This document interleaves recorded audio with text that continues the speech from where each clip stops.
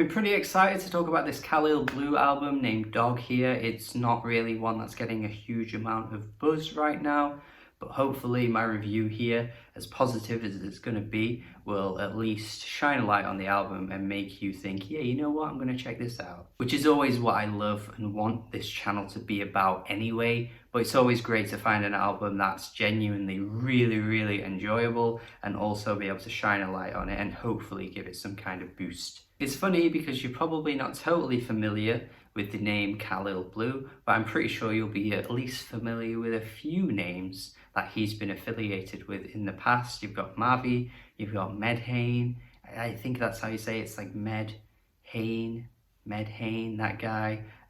All of that abstract hip-hop crowd, you've got people like that. There's even an Earl sample on this very album too. The Slums people, the abstract crowd, those guys. And yet this guy almost went completely under the radar until it was recommended to me, and I've got to say, he's actually bringing something to the table here that's really quite interesting to me. To my ears on this album, what Kahlil Blu is doing is taking those abstract isms, those kind of lo-fi ideas, but making them pop in a way that's incredibly catchy, incredibly bouncy, incredibly fun and slick. It's like a more upbeat version of what you may expect from an underground hip-hop album. It's only like just over 30 minutes long, but it's 20 tracks, and each track kind of segues into one another. You don't really get time to stop. It kind of just keeps going and going and going, but each track seems to bring something slightly different,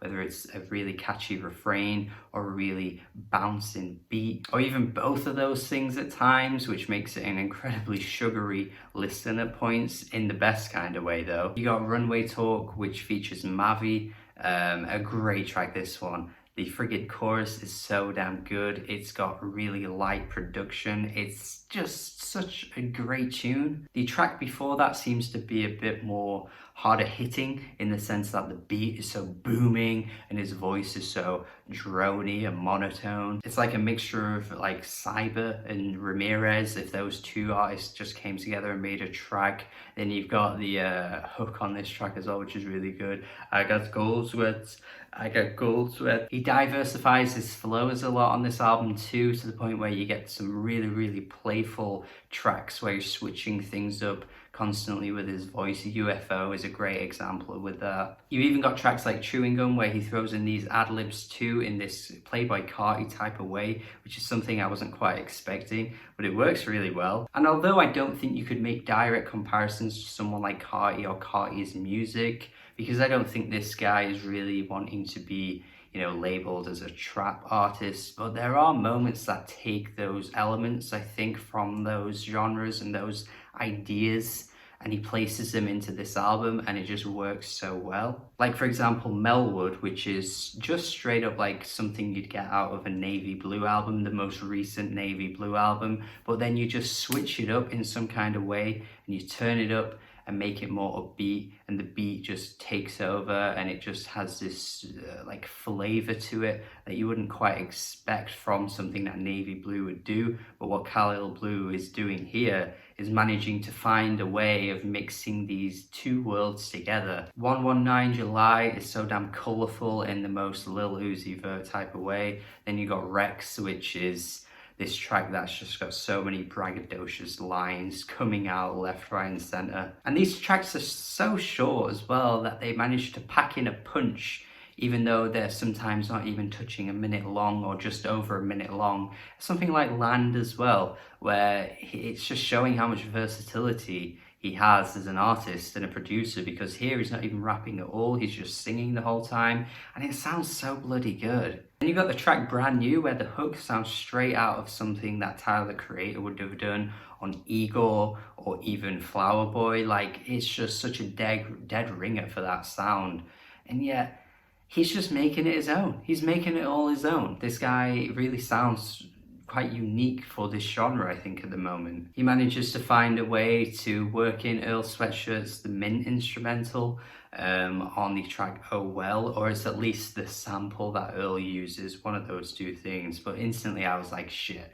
this is some rap songs right here. We got it here on this album. It's once again showing the creativity that this guy has. He can make things incredibly bouncy and catchy in an abstract type of way. He's got these features like Mavi on the album, you know, the other features as well that work their way into their tracks. Like, there's so much going for this album. It's crazy how it's not being talked about anywhere near as much as it should be. Puppy is one of the more introspective tracks lyrically. I like the line as well where he says how he can't get attached to people because people are out here dying in the streets.